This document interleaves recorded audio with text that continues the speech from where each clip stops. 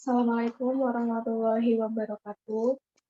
Perkenalkan, nama saya Devi Indah Kartikasari dari kelas 12 MIPA 3. Sini saya ingin sedikit menjelaskan tentang thorium fusi dingin yang sudah saya analisis dari video YouTube.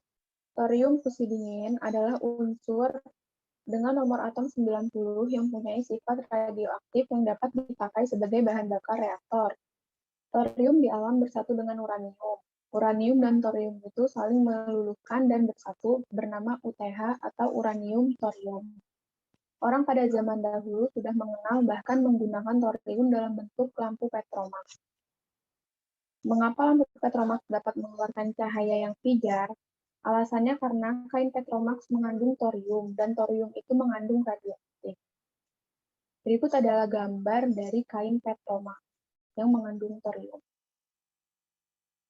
Dan ini adalah lampu petromax yang digunakan pada orang zaman dahulu. Radioaktif dianggap aman jika berada di bawah 0,5. Langkah-langkah membuat thorium fusi dingin. Alat dan bahan yang diperlukan adalah: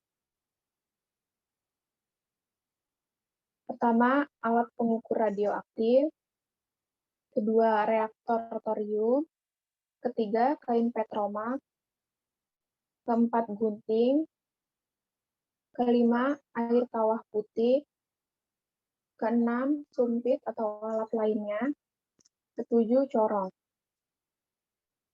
Langkah yang pertama yaitu potong-potong kain petromax menjadi bagian yang kecil. Yang kedua, masukkan potongan kain petromax yang sudah dipotong tadi ke dalam reaktor thorium menggunakan sumpit hingga masuk ke dalam thoriumnya.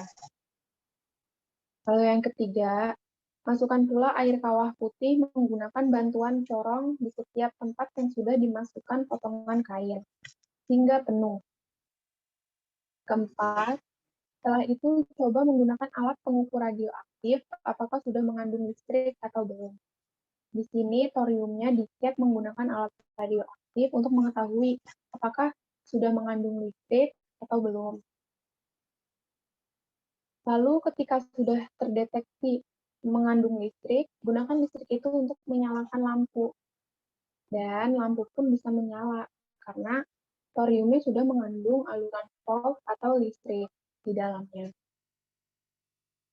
Lalu kita juga dapat menggerakkan turbin dengan cara menggabungkan 5 thorium. Turbin ini nanti bisa digunakan untuk menyalakan alat-alat rumah tangga yang lebih besar lagi. Cara menggerakkan turbin itu kita menggunakan 5 thorium. Berikut langkah-langkahnya.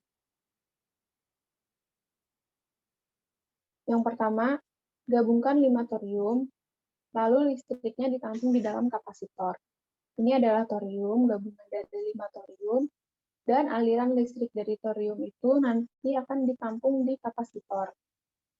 Yang kedua, dari kapasitor akan menggerakkan turbin. Turbin menghasilkan listrik yang lebih banyak. Dari kapasitor dihubungkan kepada turbin, lalu turbin akan bergerak dan menghasilkan listrik yang lebih besar. Kemudian dari turbin akan masuk ke dalam penampung yang di dalamnya ada berbagai macam karbon yang sudah diubah sehingga mampu menampung listrik lebih baik. Di dalam penampung ini sudah ada karbon-karbon yang diubah. Yang keempat, dari penampung kembali ke tracer atau charger untuk baterai.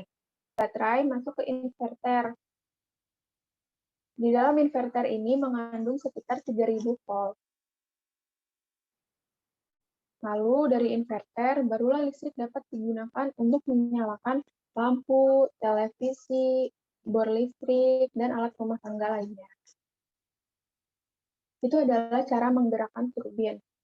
Jadi turbin dapat menghasilkan listrik yang lebih besar dibandingkan dengan thorium. Lalu, mengapa thorium fusi dingin dapat disebut sebagai energi masa depan? Dr. Carla Tubia, pemenang hadiah Nobel Fisika dan Direktur CERN, Lembaga Riset Nuklir Eropa, mengatakan dalam Konferensi Thorium Internasional 2013, Ada lebih dari 4.500 kali lebih banyak energi yang terkandung dalam thorium daripada seluruh sumber daya energi fosil digabungkan, yang membuat energi thorium berkelanjutan. Menurut Rubia, cadangan thorium di bumi cukup untuk memberikan kebutuhan energi dunia selama 20.000 tahun ke depan. Namun, penggunaan thorium di Indonesia dilarang karena terdapat undang-undangnya pada nomor 31 tahun 1964 tentang larangan penggunaan thorium. Jadi, pembuatan thorium tidak bisa dilakukan di Indonesia, tetapi di luar negeri bisa. Demikian sedikit pembahasan tentang thorium fusi dingin.